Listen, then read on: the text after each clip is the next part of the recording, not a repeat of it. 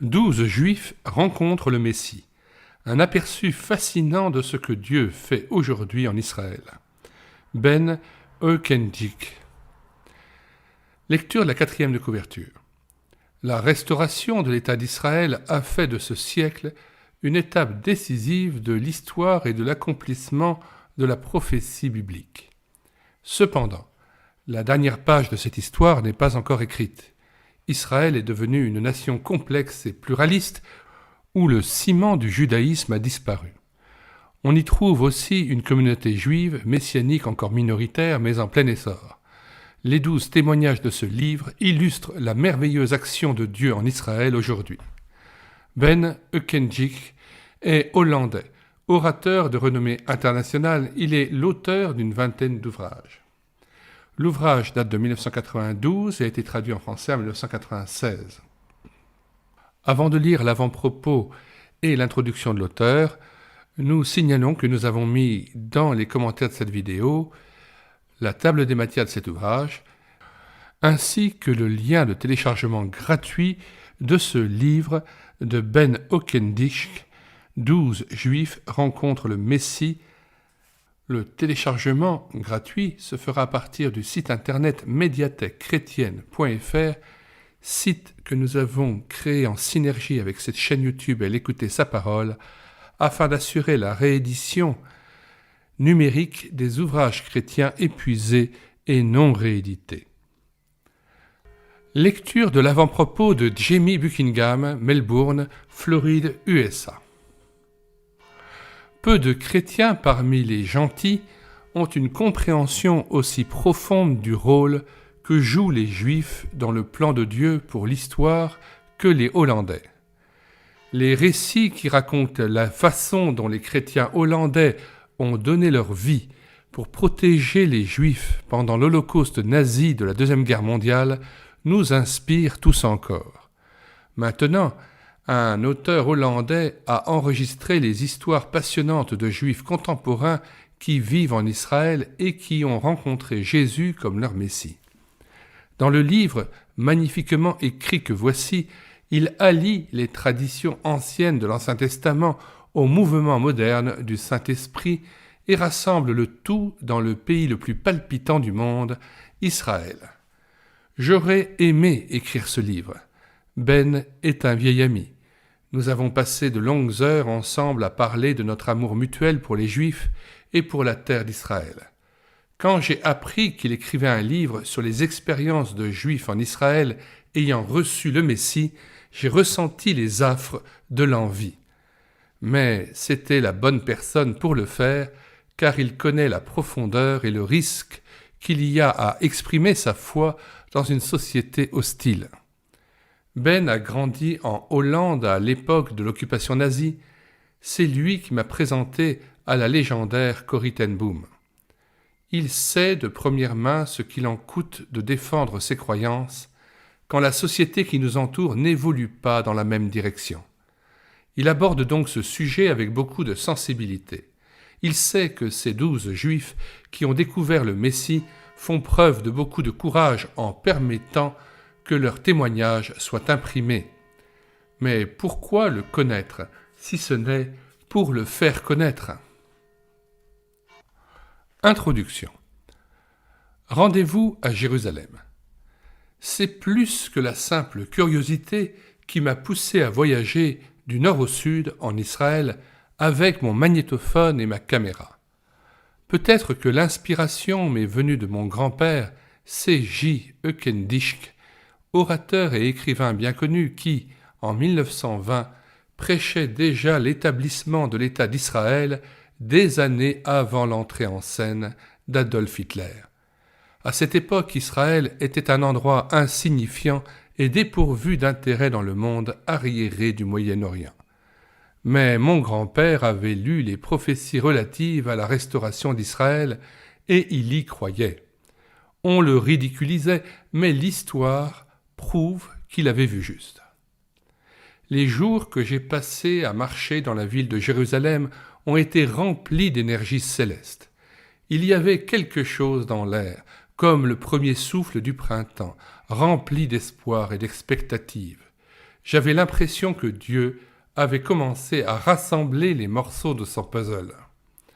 Un de ces jours, quand le puzzle sera terminé, le Messie viendra avec son royaume de paix. Ce qui m'a extrêmement réjoui, c'est la ferveur de l'attente messianique. J'ai senti que je participais à quelque chose qui dépassait largement ma compréhension. Plus j'entendais de témoignages, plus j'étais impressionné par la diversité qui marquait les expériences de ces gens. L'un est venu à la fois avec émotion, l'autre a répondu intellectuellement à ce qu'il a lu dans le Nouveau Testament. Certains ont des antécédents, tout ce qu'il y a de plus orthodoxe, d'autres pas. Certains proviennent d'un milieu typiquement juif, d'autres d'un milieu séculier. Les opinions qu'ils expriment sont purement personnelles. Nul ne parle pour tous, seulement pour lui-même. Vous pourriez essayer d'additionner ces 12 témoignages pour trouver un dénominateur commun. Il y a des facteurs qui reviennent périodiquement, tels que le besoin pressant de faire des recherches, la soif de la vérité qui les a souvent poussés vers de fausses religions, la politique radicale ou les drogues. Presque tous ont parcouru le globe dans tous les sens. Et, à un moment donné, ils savaient, sans que personne n'ait à le leur dire, qu'ils devaient rentrer dès lors chez eux en Israël. Pinchas Lapide dit au sujet de cette universalité d'esprit.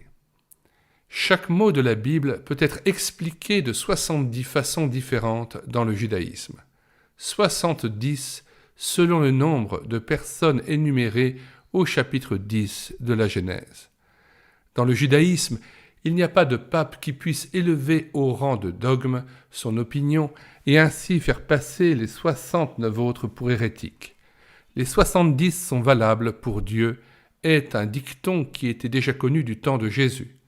Cela vient aussi du fait que l'hébreu est une langue qui s'écrivait sans voyelles. Par conséquent, un mot pouvait être lu de 3 ou 4 façons différentes. Voilà pourquoi il y a 12 témoignages selon le nombre des tribus des enfants d'Israël ou le nombre d'apôtres de Jésus. Beaucoup m'ont demandé comment j'ai réussi à trouver ces histoires étonnantes, et je ne peux que dire « par le Saint-Esprit ». Dans l'autobus, quelqu'un m'a demandé pourquoi j'avais l'air si heureux. Il s'est avéré qu'il était chrétien et nous avons commencé à parler du présent livre. Il a mentionné le nom d'un juif messianique et, pendant que l'autobus cahotait sur la rue de Jaffa, j'ai écrit le nom au dos du Jérusalem Post. Je venais de trouver une autre source, et les choses ont continué ainsi. J'étais aussi de plus en plus impressionné par la position unique que ces juifs messianiques occupent. Ils forment un pont entre la synagogue et l'Église. Les juifs pensent souvent qu'il faut changer de religion quand on décide de croire au Jésus chrétien, entre guillemets. Mais ces hommes et ces femmes prouvent le contraire. Jésus ne leur a pas ôté leur identité juive, il l'a accomplie. Au 1er siècle, la question qui se posait n'était pas tellement de savoir si, en tant que juif, on pouvait croire en Jésus, parce que les premiers disciples de Jésus étaient tous des juifs.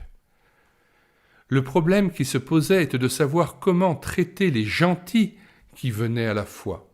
Les apôtres se sont réunis à Jérusalem à ce sujet, comme nous le lisons au chapitre 15 du livre des Actes. Et ils ont décidé que les gentils n'étaient pas obligés de se faire circoncire, mais que Dieu agirait comme bon lui semblerait avec eux.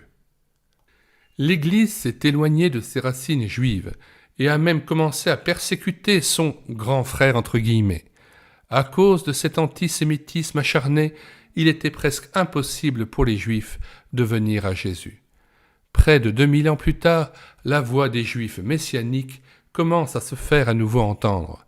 Ce que cela signifie pour les chrétiens, c'est qu'ils doivent faire de la place pour ce que Dieu accomplit. Après tout, la Bible promet une nouvelle alliance dans Jérémie 31, verset 31. Verset que nous lisons.